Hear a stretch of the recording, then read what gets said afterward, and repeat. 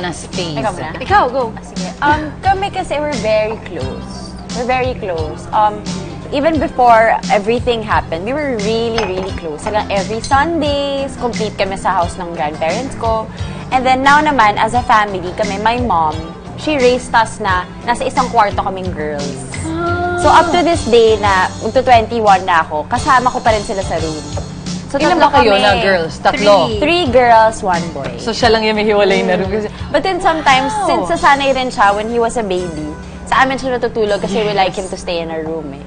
Until this day, dun pa rin din siya. So lahat kami in one room. So paggabi, tipid sa aircon. Tipid talaga sa aircon. And then sa gabi, ang kulit namin lahat, walang natutulog kahit may school the next day. Tapos yung mommy ko akit na lang doon. Tapos kwentuhan. Ganun kami talaga pinalaki ng mom ko. Awesome. That's awesome. Kami naman, ako lumaki rin akong isang kwarto kami. Apat kami. Mommy, daddy, yung brother ko, tsaka ako. Siguro hanggang 14 years old ako. Magkakasama kami sa isang room. Hanggang sa nagkanya-kanya na. Pero kasi ever since, ang family ko, hindi talaga kami expressive.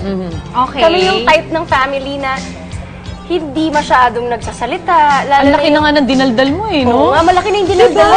From before. Dati, ang dad ko talaga tsaka brother ko, hindi mo papasalita yan. Hindi talaga. Pipilitin mo silang magsalita. Mag-I love you, mag-I miss you. So, paano kayo nag-uusap? Like, what's your normal usap? Wala masyado. Ano lang? Ano ba? Ano, musta? Kunwari, umuwi ka from school. Halimbawa, umuwi ako, ay, ganun lang. Wala talagang masyadong exchange. aakap. Wala. Kaya bihira kapag umakap, ay, may ibig sabihin yan. May gusto. Oo. Or talagang, may kasalanan. Oo, or may kasalanan na nangyari. Or nag-usap, may event yan kapag ganyan. Pag nag-usap, may Pag nag-usap, big event. Oo, pag nag-usap, may ganap yan. Eh, mami? Si Mami, close ko si Mami. Kaming dalawa ang nag-uusap talaga. Pero, hindi rin kami sobrang open talaga. Ganun kami. Although ngayon naman, mas nag-adjust na kami kasi mas maganda yung nag-uusap, diba? At saka ako ngayon, bilang sa trabaho natin, nag-uusap talaga lahat. So, nasanay na ako. Nasanay ka. So, ngayon sa bahay, ako naman yung nakikipag-usap. Tsaka, tinutulak ko talaga sila na sabihin kung ano yung... So, moderator ka ngayon, Oo, diba? oo eh.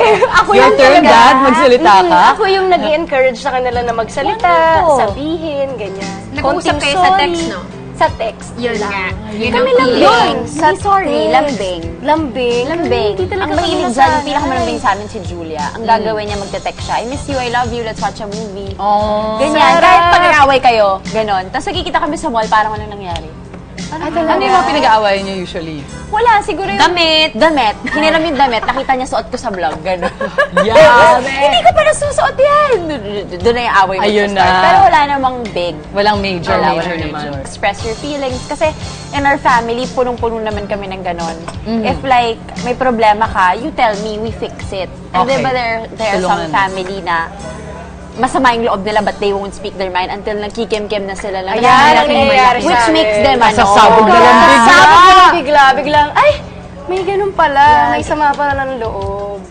Ganun. Ay, ang hirap. Pero ngayon, do you feel na parang Pero nag-improve ngayon hindi. na siya? Nag-improve na kami. As in, nag-improve na. Simula nung... Nakakatawa yung kami. Hindi lang isa. As a family unit sila. Oo, talagang buhat-buhat ko silang lahat. Which is good. Which is good. Kasi Kasi nga- na ano ko eh, na namulat ka sa ibang Oo, eh. environment. Tsaka nakikita ko na rin kasing ibang family na pwede naman palang maging open at pwede naman palang mag-usap-usap. Bakit hindi natin gawin sa bahay?